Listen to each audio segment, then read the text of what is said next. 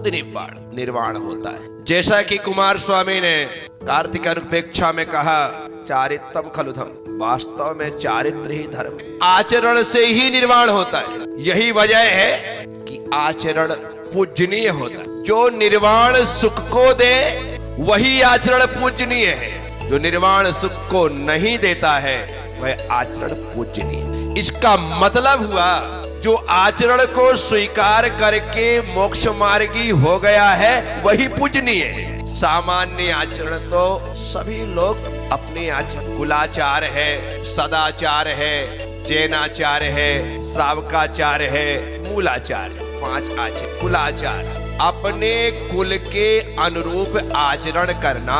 हमारे कुल परंपरा खानदान में किस प्रकार से आचरण किया जाता है, जिस तरह का आचरण है उस तरह का आचरण करना कुलाचार है। कुलाचार हमारे पूर्वजों से आया है। कहां से आया है? हमारे पिताजी के पिताजी के पिताजी के पिताजी के पिताजी के पिताजी के पिताजी के पिताजी के पिताजी, क्या कम से कम 8 पीढ़ी तो गिनना पड़े।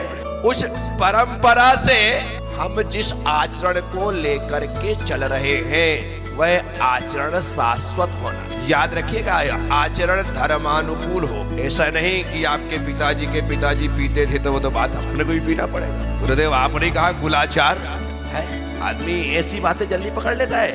शास्त्रों में किताबों में कहीं लिखते अंडर, अरे जैसे हमारे पिताजी करते थे वैसा ही करना चाहिए, जैसे हमारे दादाजी करते वैसा ही करना चाहिए, हमारे दादा ने ऐसा किया, चलो आज से अपन भी चालू।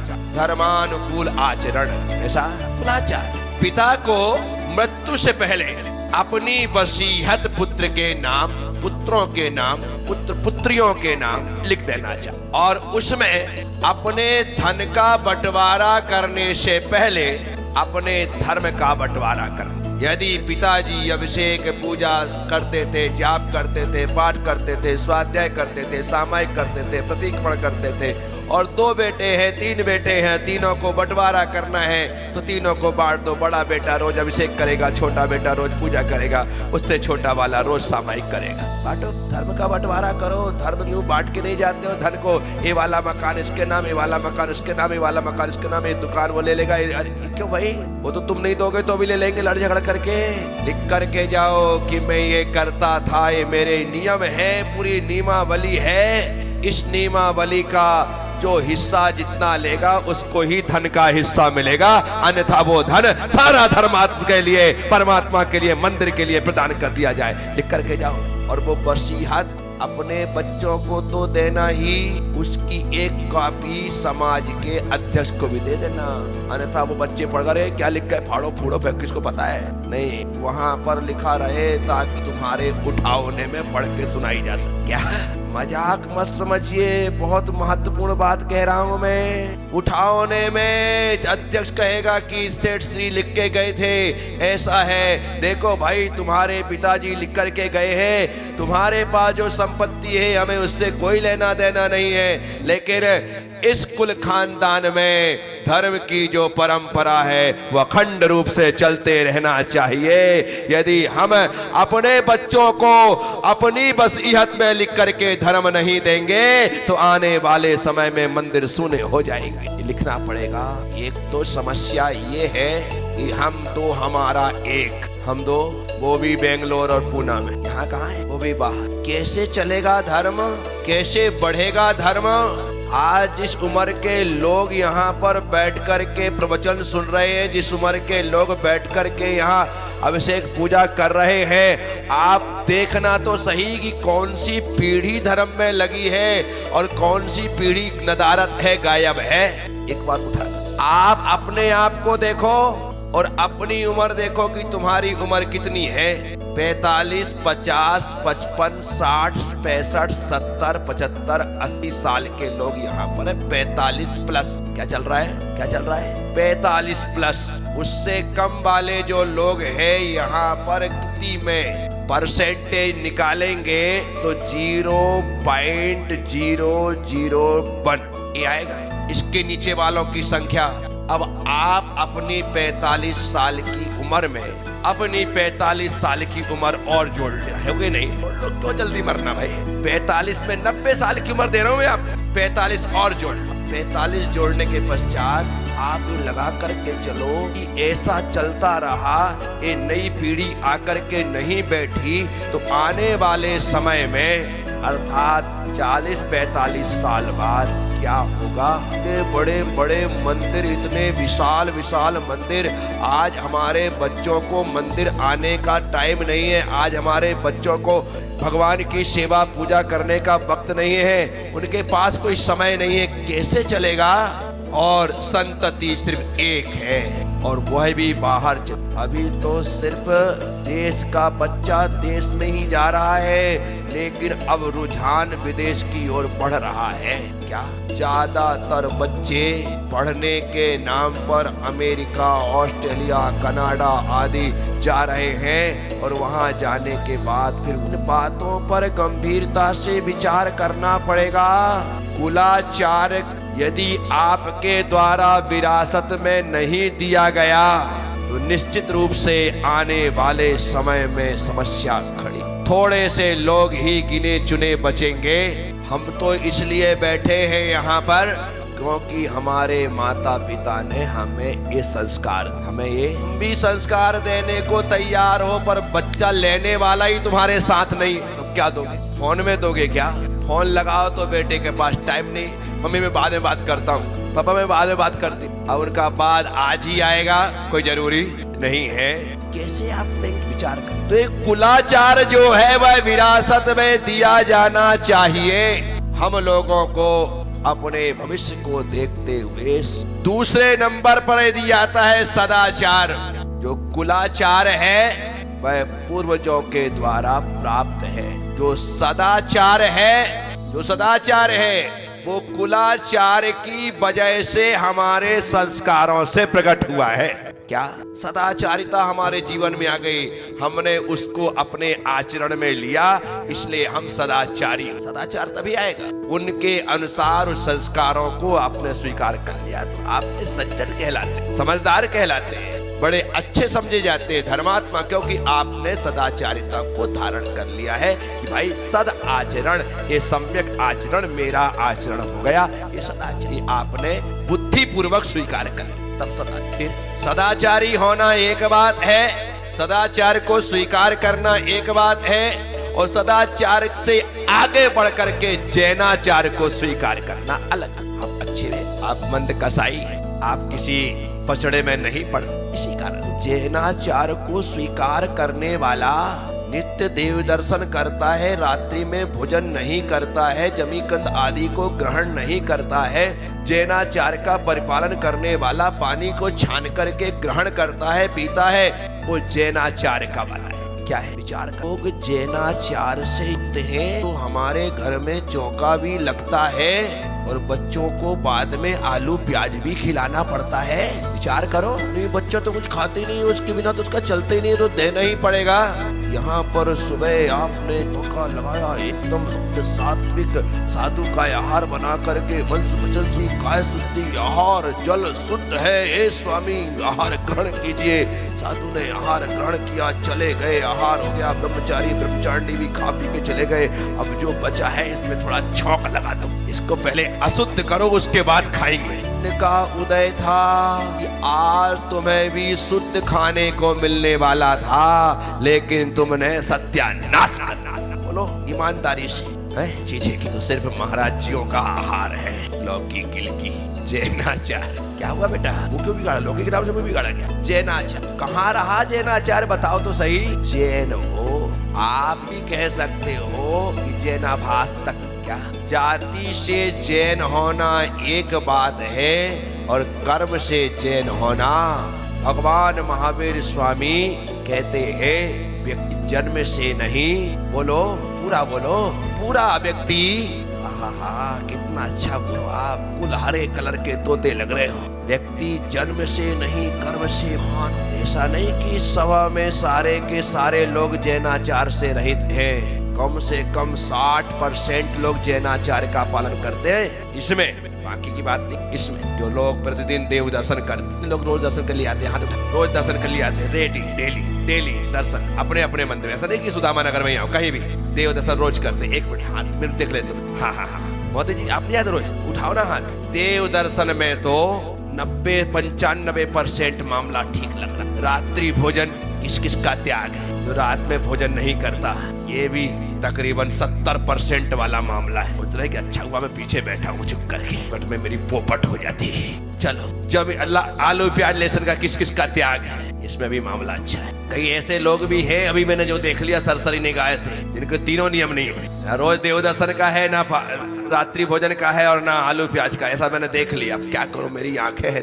परिवर्तन लाइए, जैनाचार को अंगीकार करिए, यही धर्म है। मरने के बाद तुम्हारी दौलत साथ जाने वाली नहीं, ये धर्म की दौलत ही तुम्हारे साथ जाने वाली है। इसीलिए सभी से कह रहा हूँ, ये तो स्वीकार। अभी जैनाचार, श्रावकाचार तो बाद में चालू होगा।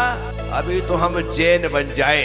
क्या बन जाए? और इतने लोगों ने इतने अच्छे से हाथ उठाए, बड़ी खुशी हुई सुदामा नगर में आप सब लोगों के उठे हुए हाथ देखकर। जो थोड़े से हाथ नहीं उठे, उनको देखने के पश्चात तो और मेरा मन मयूर नाच उठेगा कि चलो इन लोगों ने भी अपने आप को धर्म से जोड़ लिया है। प्रयास करते रहिए, कठिन कुछ भी नहीं है। कठिन हेमंत, कठिन कुछ भी नहीं है। कठिन जब मैं उम्र में मुनि बन सकता हूँ। क्या बन सकता? मुनि बन सकता हूँ, और आप मेरे पैर धो सकते हैं, तो कम से कम आप इन नियमों के साथ अच्छे से पैर धोने की योग्यता तो हासिल कर सकते हैं। यहाँ पर आचार्य कुंद स्वामी कहते, चरणाओ होद निब्बाणम, चरण से निर्माण होता है।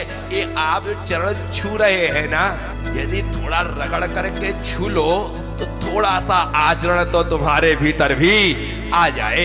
क्या आ जाए? थोड़ा बहुत। यदि जो सोना चांदी को चेक करते ना, टेस्ट कर चेक करते हैं, उसको ऐसा घिसते हैं। क्या करते हैं? ऐसा तो घिसते हैं, तो थोड़ा सा सोना उसमें आ जाता है। थोड़ा सा सोना उसमें आ जाता है, चमक। बस ये चरण को रगड़ने के साथ थोड़ा सा आचरण तुम्हारे भीतर आ जाए, इतना चिपक जाए, ये मान के। ये चरण नहीं है, एक कसौटी का पत्थर है। क्या है? क्या है? बोलो ना, जोर से बोलो।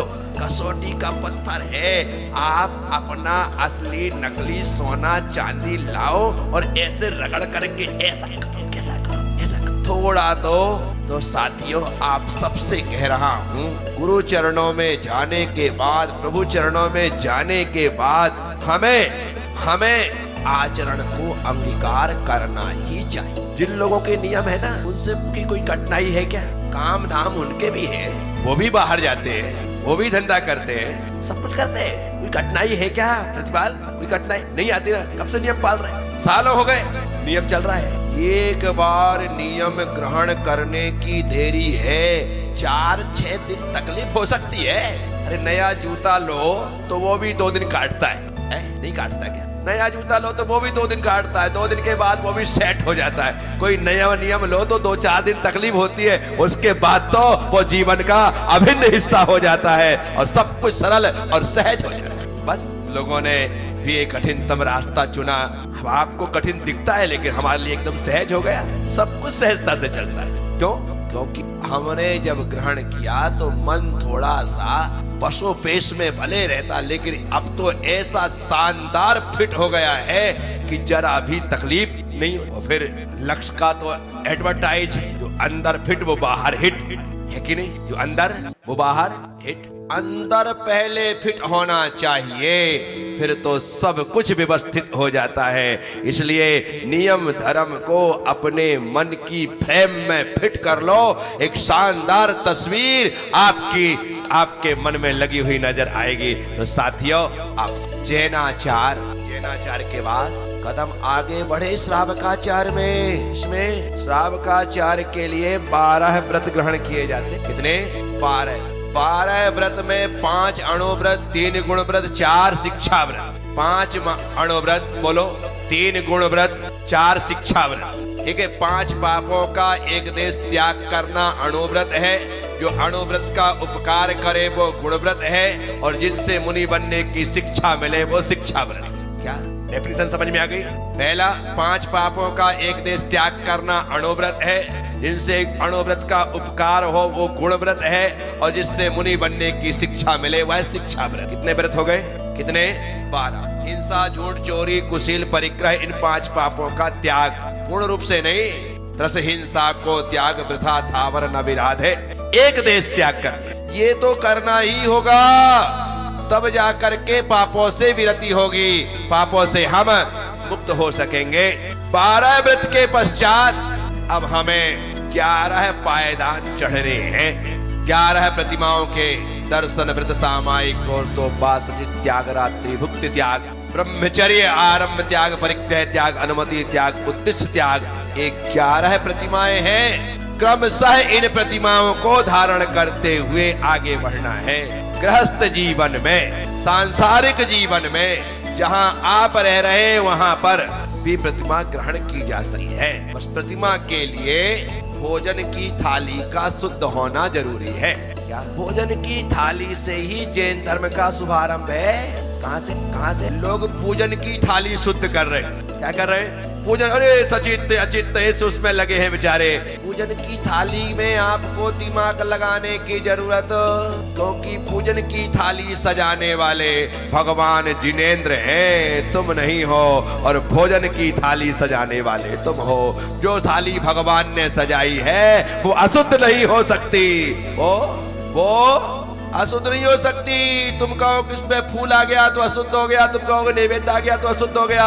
वो थाली भगवान ने सजाई है मेरे भाई, उस थाली में कभी अशुद्धता नहीं आ सकती है। हाँ, मेरा यदि घी का, शक्कर का, नमक का त्याग है तो बात अलग, मैं नीरस खाऊंगा, लेकिन त्याग नहीं है तो चलने दो। समझ रहे? भोजन की थाली लगाने वाले भगवान कौन? बोलो जल्दी, बोलो जल्दी से, फटाफट। भगवान, वो थाली उनने सजा के दिए। हमारे प्रथमान योग के, हमारे चरणान योग के ग्रंथों में सारा वर्णन है। 35 श्रावकाचार है। कितनी? 35 श्रावक, और 35 की 35 श्रावकाचार उठा करके देख, सभी आचार्यों ने एक सी थाली, वही जल, वही चंदन, वही अक्षत, वही पुष्प, वही नैवेद्य, वही दीप, वही धूप, वही फल, वही अर्घ, ज्यों का त्यों। दुनिया की किसी भी भाषा में और किसी भी डिक्शनरी में फूल का मतलब पीले चावल नहीं, फूल का मतलब किसी में नहीं, सिर्फ हमारी डिक्शनरी में है।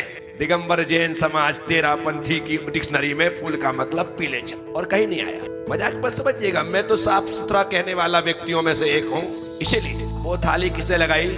और जो तुम्हारी थाली है वो थाली तुमने अशुद्ध कर रखी। कभी उसमें आलू दिख जाते हैं, कभी उसमें प्याज दिख जाते हैं, कभी लहसुन का तड़का लग जाता है, कभी बैगन आ जाता है, कभी फूलगोभी आ जाती है, ना जाने कौन कौन सी चीज इसमें जाती है। कई दिन बासी आ जाती है, कई दिन पुरानी आ जाती है। बासी का मतलब महीने भर पुराना अचार, कई दिन पुराने पापड़, कई दिन पुराने बड़ी, ये सब आ गए। ये सब इनकी डेट निकल चुकी है। क्या निकल गई? दवाई देख लेते हो ना, देखते नहीं देखते हो? क्या देखते हो? बस तो इसमें भी देखा करो मेरे भाई, ये एक्सपायरी डेट में आ जाता है, इसी कारण तो नुकसान कर देता है। तो क्या हमने अपनी पूरी भोजन की थाली अशुद्ध कर रखी है? तो इसलिए जैन धर्म का शुभारंभ भोजन थाली है। होता है हमारी थाली एकदम शुद्ध सात्विक होना चाहिए। जिस दिन ये भोजन की थाली शुद्ध हो जाएगी उस दिन आपको प्रतिमा लेने में तकलीफ। अभी मैं आहार के लिए रोज निकलता हूँ, बड़गाने के लिए लोग खड़े हो। जब से मैं इस तरफ आया हूँ तुम्हारे गुमास्ता नगर, सुदामा नगर तरफ, तब से मुझे विधि कठिन लेनी पड़ रही है, क्योंकि हर व्यक्ति चाहता कि महाराज को पकड़ के अपने घर ही ले जाऊं, ऐसी पोजीशन रहती है। तो उस वजह से ऐसी विधि जो मैंने इतने 35 साल में नहीं ली, जो अभी लेना पड़ रहा है। क्या करो? क्योंकि मैं कहता हूँ फिर लोगों के भाग्य पे छोड़ दो, जिसके जहाँ होना है वो होता रहे। अब मोदी जी रात भैया व्रती कर रहे थे, करते करते बोले आज मेरे घर में यहाँ हो गया। इस बात की खुशी तो है, लेकिन ये विश्वास नहीं है मेरे घर में हार हो गया। मैं तो सोच नहीं सकता था कि आज मेरे घर में हार हो जाएगा है। इसलिए मैं हमेशा कहता हूँ चौका लगाना तुम्हारे हाथ में है, पड़गाहन होना पुण्य के हाथ में। किसके हाथ में है? चौका तुम लगाओ, पड़गाहन तो तुम्हारा पुण्य करेगा। तो बात चल रही है भोजन की थाली, बात चल रही है भोजन की थाली शुद्ध। मैं पड़गाने के लिए जब निकला, आहार के लिए निकला, तो यूं विधि नहीं मिली तो मैंने उस तरफ मुंह कर लिया।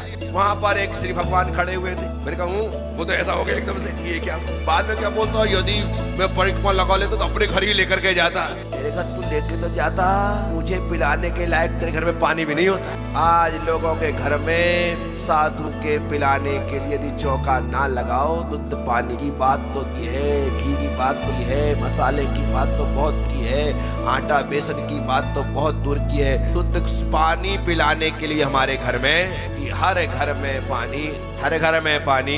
आरओ का तो है, पर आरओ वाला कहाँ से आ रहा है? ऐसा म्युनिसिपैलिटी से नालियों से जाकर के ऊपर सिंटेक्स की टंकी में, टंकी से जुड़ करके नीचे तुम्हारे आरओ में, और वहां पर फिल्टर होकर के पानी। ना जाने कहां से आरओ आ गया। वो खुद कह रहा है आरओ, क्या कह रहा है? और अरे हम तो वो लोग हैं जो घड़ों में रखे हुए पानी को यूं करके एक बूढ़ी माँ पिलाती थी तो उस प्याऊ से पी करके तृप्त हो जाते थे, आनंदित हो जाते थे। आजकल के लोगों को आरओ से कम में कोई समझौता नहीं, बिस्लरी से कम में कोई, प्यासे रह जाएंगे लेकिन पानी वही पिएंगे। हमको दूसरा पानी सूट नहीं होता। पानी भी सूटर हो गया क्या भाई? दूसरा पानी तेरे को सूट कर रहा है, विचार कर, नहीं हो रहा है। आप इस प्रकार मत ढालो, तुम्हें परेशानियों का सामना करना पड़े। इस पेट में हर एक शुद्ध चीज को पचाने की ताकत, और इस जवान को हर एक चीज खाने की आदत होनी। खट्टा, कड़वा, तीखा, फीका, ठंडा, गरम, जो जैसा हो सब खाने की ना बिगड़े। दो जगह मुंह नहीं बिगड़ना चाहिए, भोजन में और एक भजन। भोजन में और यहाँ पर भोजन देख करके खुल भी जाए और खिल भी जाए। ऐसे ही भगवान के भजन में मुंह खुले भी और खिले भी, तो ही आपका भोजन और भजन परिपूर्ण होने वाला है। तो यहाँ पर मुंह नहीं, जो दे चुपचाप ले लो। चुपचाप पड़ता है, ये चीज आगे खाए या बाद में फर्क पड़ता है? कोई फर्क नहीं। जाना तो वहीं पर है। यदि कुछ फर्क लगे कि यार ये चीज बाद में लेनी थी, ये पहले लेनी थी, ऊपर नीचे हो गया, तो आर के बाद शीर्षासन कर लो या पांव पेट ऐसे ऐसे घुमा घुमा डालो, अपने आप पर नीचे हो जाए। मजाक नहीं। हम लोगों ने नाटक को सहज बना करके रखना चाहिए, तो हमारी असहज जिंदगी को सरल बना करके जीना चाहिए। तो हमने पूरी कठिन, एकदम सहज सरलता से भरी पूरी हमारी जिंदगी हो, फिर आप उसका आनंद, खूब आनंद। तो जैनाचार, श्रावकाचार, भोजन की थाली का शुद्ध होना।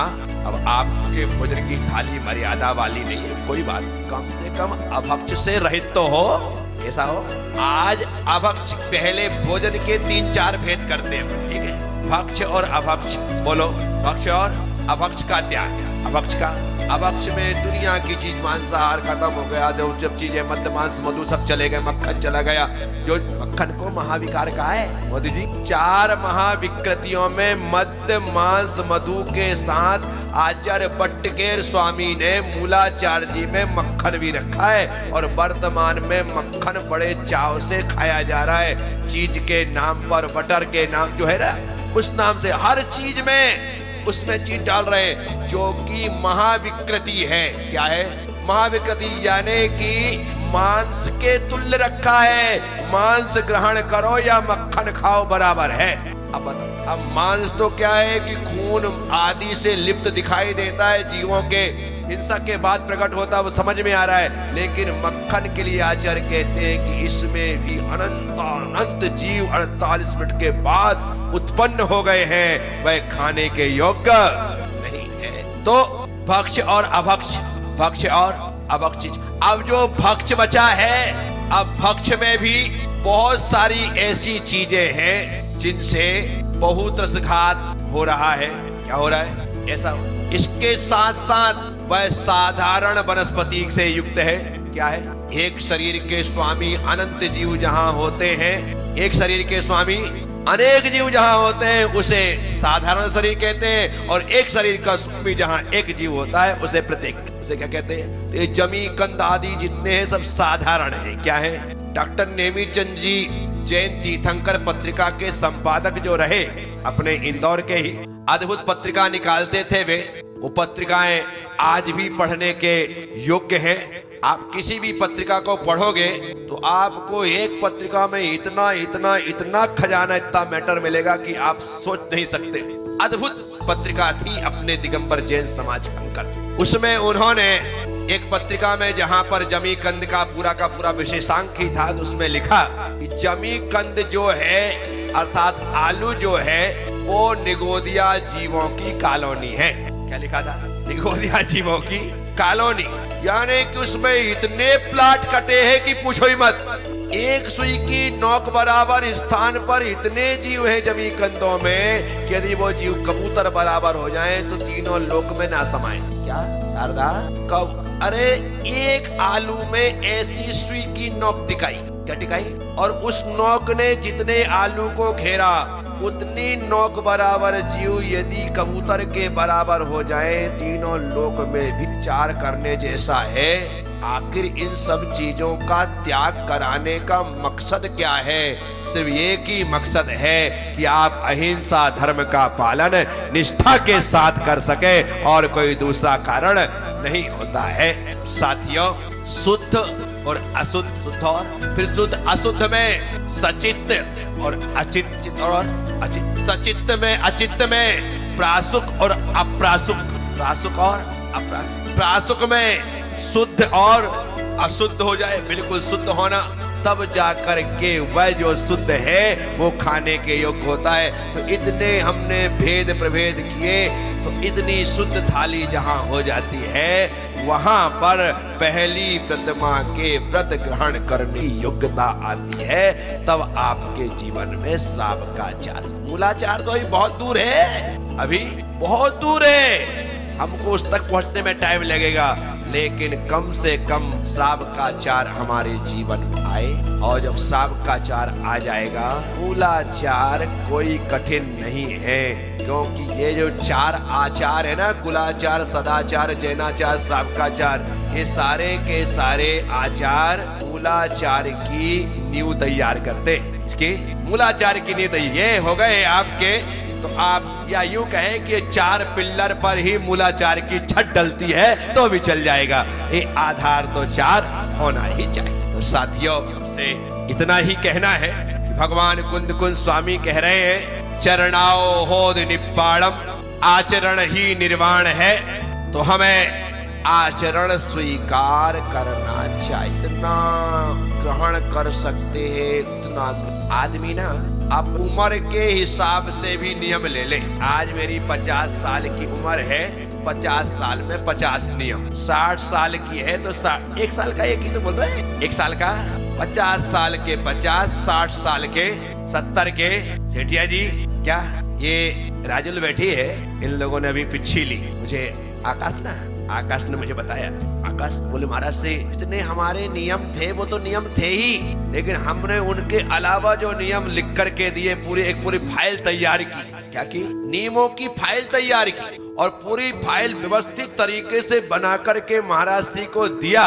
तो देने के पश्चात उनके पास सोचने का टाइम नहीं मिला, उन्होंने इस फाइल को देख करके ही कि नियमों की फाइल, अरे किसी सब्जेक्ट पर किसी विषय को कोई लेकर के लेख लिखाओ, आलेख लिखाओ, उसके नियम समझ में आता है, लेकिन नियमों की फाइल व्यवस्थित बना करके समर्पित करना, तो निश्चित रूप से ये संयम को धारण करने वाले संयमी की पिच्छी उनके घर में आने में देरी नहीं लगती है। तो ये बात है, संयम हमारे जीवन में है, वो फाइल बना रहे हैं। अभी उम्र क्या है, ऐसा नहीं कि बहुत बड़े हो गए, निर्मल पांड्या की उम्र के आ गए। निर्मल पांड्या का बेटा है आकाश, लेकिन वह चाहता है कि बस जैसा मेरा नाम है आकाश, समय स्वतंत्र होकर के इस संयम की साधना कर सकूं, बस वह भावना है। ये बड़ी बात होती है। और किस्मत अच्छी हो, पत्नी भी ऐसी, क्या अन्यथा कह लो ये कोई उम्र है क्या, चलो ना 56, चलो ना सराफा, कभी बोलती नहीं है चलो ना महाराज जी के पास, चलो ना ये कर लेते, चलो वो नियम ले लेते। ये जो भावना है ये निश्चित तौर पर ऐसे समय में ऐसे युवा सबके लिए प्रेरणा स्रोत होते हैं, ऐसा मैं मान के चलता हूँ, सोच करके चलता हूँ। तो साथियों, आप सबसे अपनी बात बस इतनी ही नहीं करते। भगवान कुंद स्वामी ने जो कहा, चरणाओ, बोलो सब बोलो, होदी निब्बाणम, चरणाओ होदी निब्बाणम। कमल जी राव का खड़े हो जाओ, बोलो। किरण खड़ी हो जाओ, बोलो। पूछ रहा था कि कोई आएगा तो बोल, तुम घर जाके सिखा देना। दोनों ही नहीं आता, मुझे ही सिखाना पड़ेगा, बैठ जाता। चरणाओ चरणाओ होदी निब्बाड़म, बोलो बोलो। रामका जी, तो क्यों? चरणाओ होदी निब्बाड़म, चरण ही निर्वाण है, अर्थात चरण से ही निर्वाण की प्राप्ति होती है।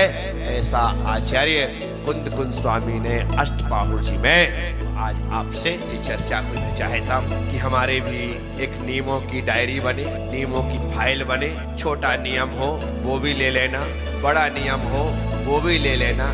अलग से ही वो नियमों की डायरी होगी और तुम चले जाओगे। कभी तुम्हारे बच्चे, कभी तुम्हारे बच्चों के बच्चे, कभी उनके बच्चों के बच्चे, उनके हाथ में वो डायरी आएगी। उन्हें लगेगा, देखो हमारे दादाजी, हमारी दादी कितनी त्यागी वृत्ति थी, कितने नियम का पालन करते। हमें इसमें 100% ना सही 10% तो नियम को स्वीकार कर ही लेना है। तो आपकी वह डायरी निश्चित तौर पर बड़ी काम की डायरी होगी। तो आप लोग ऐसा काम जरूर करिएगा।